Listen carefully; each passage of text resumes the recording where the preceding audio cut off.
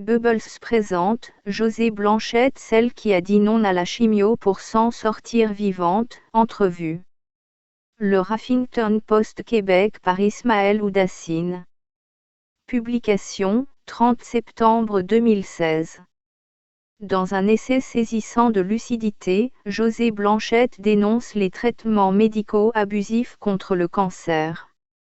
À travers son expérience personnelle, la célèbre chroniqueuse au quotidien Le Devoir explore les dessous d'un système à la solde des compagnies pharmaceutiques et invite les citoyens, malades ou non, à prendre leurs responsabilités.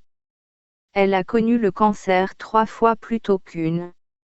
Le dernier, celui du côlon, a bien failli remporter la bataille. En fait, plus que le cancer, ce sont les effets ravageurs de la chimiothérapie qui ont presque tué Josée Blanchette. Après 2 traitements infernaux, je savais que je n'allais pas traverser le 3e, raconte-t-elle en entrevue. Il y a des gens très intelligents, très informés et très critiques par rapport à notre système de santé qui vont voir ailleurs. Quand on se fait dire qu'on a le cancer et qu'on a tant de chances d'en mourir, je trouve que c'est un peu normal qu'on explore d'autres avenues. Souvenez-vous.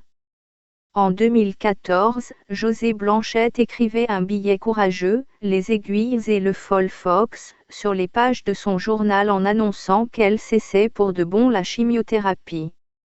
Les réactions n'ont d'ailleurs pas tardé à pleuvoir. On m'a fait un procès sur la place publique, mais j'ai aussi reçu des centaines de témoignages de personnes anonymes dont les vies ont été bousillées par la chimiothérapie. Étant moi-même une survivante de la chimio et du cancer, je me suis dit qu'il fallait creuser sur ce sujet. Elle le répétera plusieurs fois durant l'entretien, elle n'est pas contre la science ni contre les médecins, son père était pneumologue, mais assurément contre les dérives. Et elles sont nombreuses, précise Blanchette. Je ne suis pas une fumeuse de patchouli et je sais qu'il ne faut pas tout mettre dans le même panier, mais après 30 ans sur le terrain à frayer avec le cancer, je pense que je suis aujourd'hui assez sensibilisée à la chose. Une personne sur 2 va recevoir un diagnostic du cancer au cours de sa vie. C'est quand même énorme. Le grand coupable, nos habitudes de vie. Son livre au titre ionessien, Je ne sais pas pondre l'œuf, mais je sais quand il est pourri, expression colorée qu'affectionnait son paternel, rassemble statistiques et témoignages. On y trouve également une enquête menée à bout de bras. Je crois en la responsabilisation des êtres humains et pas uniquement à celle des patients. Il faut que les gens sachent qu'il est toujours possible pour une personne âgée de plus de 14 ans de refuser un traitement. Selon Josée Blanchette, les citoyens sont très mal informés, c'est donc presque par devoir que la chroniqueuse a pris la plume afin de témoigner et d'aider les gens. Quand on vous donne 48 heures d'espérance de vie, qu'est-ce que vous faites ? Évidemment, vous acceptez n'importe quoi comme la chimio palliative. Par contre, c'est prouvé, la chimio palliative va soit écourter votre vie, soit la rallonger un peu, mais dans un état lamentable. Josée Blanchette ne veut pas se raconter d'histoire.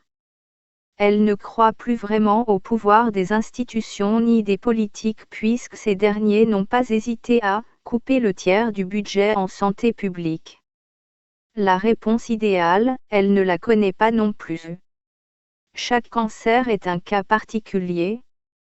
Impossible d'appliquer la même recette pour tous, ce que la médecine conventionnelle fait généralement avec tous les patients, ajoute-t-elle. Il reste que son bouquin propose des pistes de prévention et de postvention. Ce n'est pas la patiente qui a écrit le livre, mais la journaliste. J'ai mené une enquête pendant 2 ans. Je me suis entretenue avec un nombre hallucinant de personnes. Même si je démontre l'omerta du milieu médical et l'accointance entre l'oncologie et l'industrie pharmaceutique, l'ignorance, le manque d'éducation et de prévention laissent une porte ouverte à toutes les catastrophes. Il faut changer notre façon de vivre. Les chiffres démontrent que 70% des cancers sont reliés à notre mode de vie.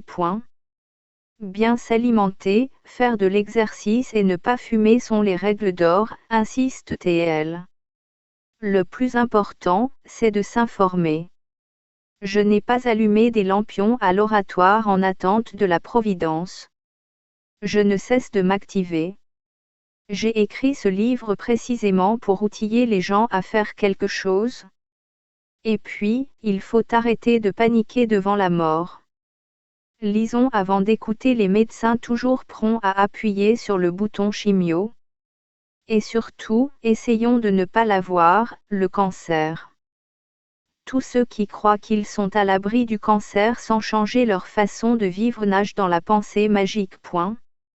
Je ne sais pas pondre l'œuf, mais je sais quand il est pourri. José Blanchette. Essai les éditions Flammarion Québec 368 pages. Parution le 28 septembre 2016.